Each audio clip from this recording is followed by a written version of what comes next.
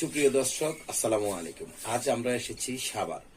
তো দর্শক, আপনারা দেখতেই পাচ্ছেন আমাদের সামনে আমাদের একটি বোন আছে, যে বোনটি জীবনের সাথে অনেক যুদ্ধ করে একটি সন্তান নিয়ে কিভাবে তার জীবন যাপন কাটছে এবং তার স্বামী কেন নেই সেই কথাগুলা আমরা জানবো।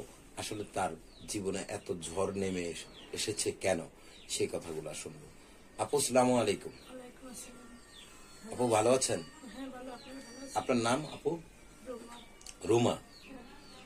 রুমা আপু, আপনি অনেক কান্না করছেন, কেন সেই কথাগুলো একটু বলবেন?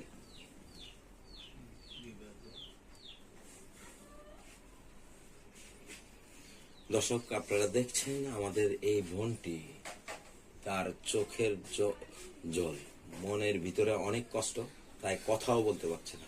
আপু, রুমা আপু, আপনার দেশের বাড়ি কোথায়? বরিশাল। কোন জায়গায়? পটুয়াখালী। আপনার হাজবেন্ড আছে? না, কি হয়েছে? দ্বিতীয় বিয়ে করে চলে গেছে। দ্বিতীয় বিয়ে করে চলে গেছে। আচ্ছা, আপনার বাবা মা কি আপনাকে দেখে শুনে বিয়ে দিয়েছে? হ্যাঁ। বাবা মা দেখে শুনে। আপনাদের পাশাপাশি গ্রাম না? হ্যাঁ, পাশাপাশি। তো সেই দ্বিতীয় বিয়েটা কেন করলো সেই কথাগুলো একটু বলবেন আমাদেরকে? দ্বিতীয় বিয়ে করছে, ওটা তার আত্মীয় হয়, বোনের ননদ হয়, বেন সম্পর্কে হয়। কথা বলতে বলতে মানে ওই মেয়ের নাকি টাকা পয়সা আছে, ওর জামের টাকা পয়সা আছে, ওইটা মানে আমার জামাইরে দেখাইছে যে এই টাকা আমি তোমার দিই, দিছেও। সেই এক কথা দুই কথা মানে ঝগড়া বাজার, মানে তোর কাছে টাকা নেই, পয়সা নেই, আমি তোদেরকে দেখতে পারবো না, ওর কাছে টাকা পয়সা আছে, আমি ওরই বিয়ে করবো, অলরেডি আমি সুখে থাকবো। আচ্ছা, মানে আপনার কাছে টাকা পয়সা নাই দেখে আপনাকে নিয়ে সংসার সে করবে না। আচ্ছা, তো এই যখন আপনাকে বিয়ে করেছে তখন তো সে দেখেছে আপনাদের আর্থিক অবস্থান কি। 10 বছর সংসার করছি আমরা। 10 বছর। আপনার সন্তান কয়জন? এই এক ছেলে আমার। এই এক ছেলে। তো এই এক ছেলে নিয়ে 10 বছর সংসার করলেন, তারপর স্বামী আপনাকে বলে আপনার টাকা পয়সা নেই। আসলে আপু, আমরা কি টাকা পয়সাটা বড় জিনিস না, মানুষের ভালোবাসা এবং মানবতা কোন জিনিসটা বড়? এখন ওর কাছে হয়তো টাকা পয়সাটাই বেশি। দর্শক, আপনারা দেখছেন আমাদের এই বোনটি।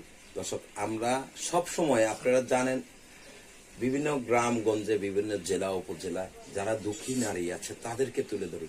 আসলে পৃথিবীতে টাকা বড় জিনিস না, সবার আগে হচ্ছে ভালোবাসা এবং মানবতা। যার ভিতরে মানবতাই নাই, ভালোবাসা থাকবে কিভাবে? তো আপু, তো আপনার হাজবেন্ড যখন তার বিয়ান লাগে, তাই না? বিয়ানের সাথে যখন সম্পর্কটা তৈরি করেছে, তো তখন কি আপনি বুঝতে পারেন না? না, তখন বুঝতে পারিনি, কিন্তু ওই যে আগের ওর চলাফেরা, আগে কিভাবে চলছে এখন কিভাবে চলে ওইটা আমি বুঝতে পারি। তারপর ফোন দেখছি, আমি ফোন দেওয়ার পর ওই মেয়ের নাম্বার নিয়ে মানে কথা বলছি, পরে সেটা নিয়ে অনেক কিছু হয়েছে। পরে আমি ওই মেয়ের একটু বকাঝকা করছি যে কেন তুমি আমার সংসারটা ভাঙতেছো, কি করতেছো, এইটা মানে ওর কাছে বলতে তোমার বৌদি করেছে, ঠিক আছে যখন করেছে তখন আমরা এরকম দেখে ও কি করতে পারি। আচ্ছা, মানে কি করতে পারে বলতে? মানে আমি কি করবো আর, ও যদি আমার পাশেই না থাকে, ওরা ওরা আমি যদি ওর খোঁজ খবর না নিই, টাকা পয়সা না দিই, তাহলে ও কি করবে? আমরা ঠিকই ভালো থাকি। মানে ওই মেয়ে কথা বলছে না, আপনার হাজবেন্ড বলছে? হাজবেন্ডে বলছে। হাজবেন্ড বলছে যে রুমা কিছুই করতে পারবে না আমরা যদি ঠিক থাকি। হ্যাঁ, তো আপনি কি কোনো আইনগত ব্যবস্থা নিয়েছেন? নিয়েছি। কোথায়? এটা আমাদের দেশে, সেই কারণে তো আমি মানে পারতেছি না কোনো। কি ব্যবস্থা নিয়েছেন? মানে ওর নামে আমি মামলা দিয়েছি।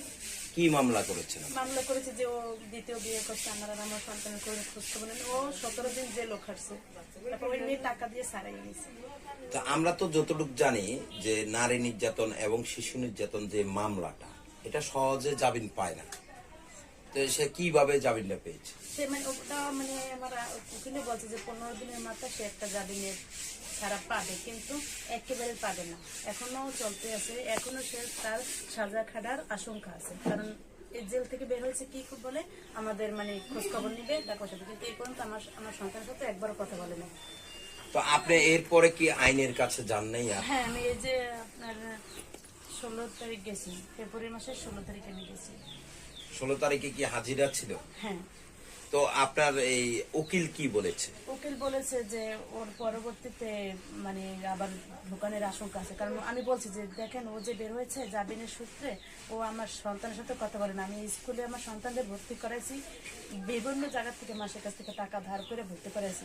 আর ও বাবাই ও 20-30 হাজার টাকা বেতন পায়, ওই মেয়ের নিয়ে খায়। ও এই পর্যন্ত আমার সন্তানের একটা টাকার কোনো উপকার করে না।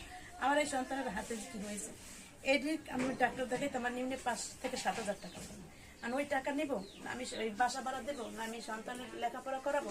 আমি হিমশিম খাইয়া এই জায়গায় আমি এই পৌঁছেছি। আপনি কি করেন? আমি গার্মেন্টসে চাকরি করি। গার্মেন্টসের চাকরি করেন।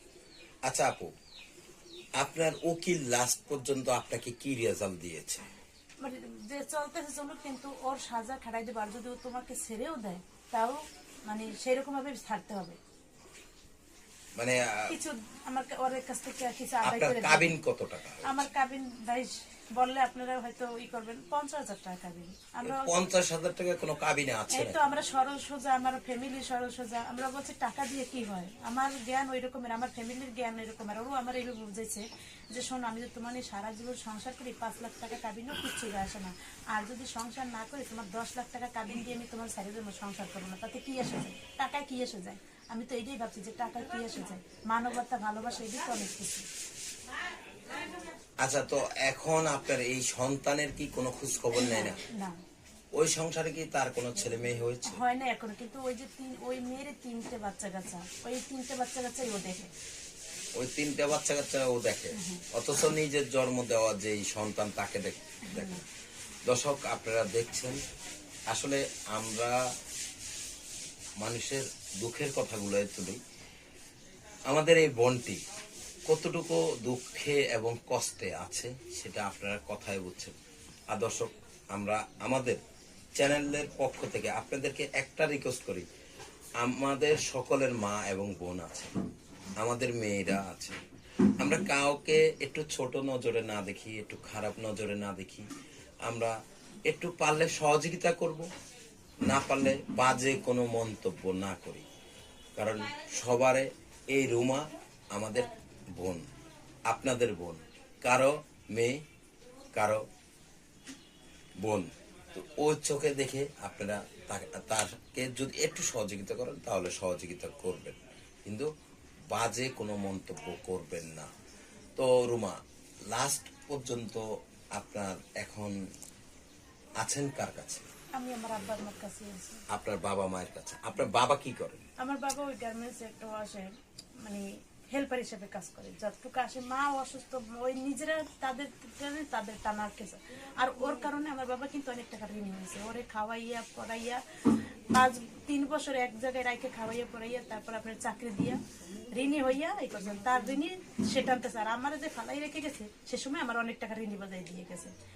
এই ঋণী টানবো না, আমি আমার সন্তানটা দেখবো না, আমি মামলা চালাবো। কত টাকা ঋণ রেখে গেছে আপনার? আমার 1 লাখ টাকার মতন ঋণ রেখে গেছে। 1 লক্ষ টাকার মতো ঋণ হ্যাঁ, রেখে গেছে। বাসা ভাড়া, স্কুলের বেতন। সে সময় আমার ছেলে আরো ভালো স্কুলে পড়তো। তখন আপনি ছিলেন কোথায়? তখন আমি এই জায়গায় ছিলাম। আপনার স্বামীও এখানে ছিল? হ্যাঁ। আচ্ছা, এখন আপনার স্বামী কোথায় থাকে? এখন শুনতেছি সে ওই যে হুমায়ুন রোডে থাকে, ঢাকা। ঢাকা। আপনার পঙ্গু হাসপাতাল আছে না, এই জায়গায়। আচ্ছা, তো কলেজ গেট।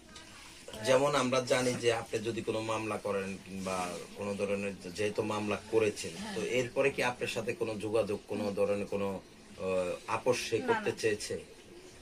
চায় না? মানে তাদের ইচ্ছে ছিল ছেলে একটু বাইরে যেতে পারলেই হয়, বের হয়ে গেছে, এখন পর্যন্ত কোনো যোগাযোগ নেই আমার সাথে।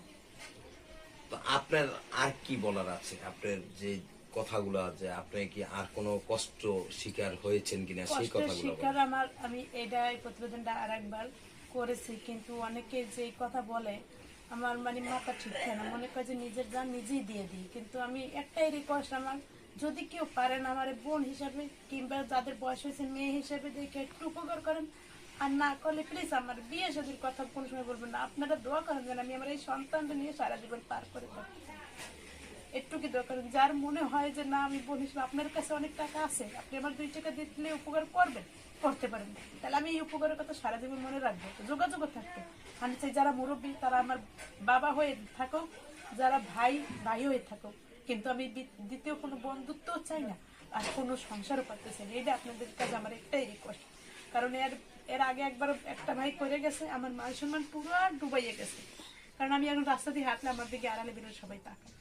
কিসের জন্য তাকায়? আমি তো কোনো খারাপ কাজ করি না। আমি আমার সন্তানের জন্য এই প্রতিবেদনটা করছি, যেগুলো লাখ লাখ টাকা কোটি কোটি টাকা আছে, তারা 2 টাকা দিলে কমবে না, সেই জন্য আমি করছি। আর কিছু না, আপনাদের সাথে আমার একটাই রিকোয়েস্ট, প্লিজ এমন কিছু করেন না যাতে আমি আমার সন্তানের রাইখে আত্মহত্যা করি, কিছু করি। আচ্ছা, আপনি আত্মহত্যার কথাটা কেন আসছে সেটা কেন একটু বলুন। আসছে মানে একজন এমন একটা কথা বলছে ভাই, আমি আপনাদের সাথে মুখ ফুটে বলতে পারবো না। এরপর থেকে আমি ফোন চালাই না, আমার বাবার হাতে দিদি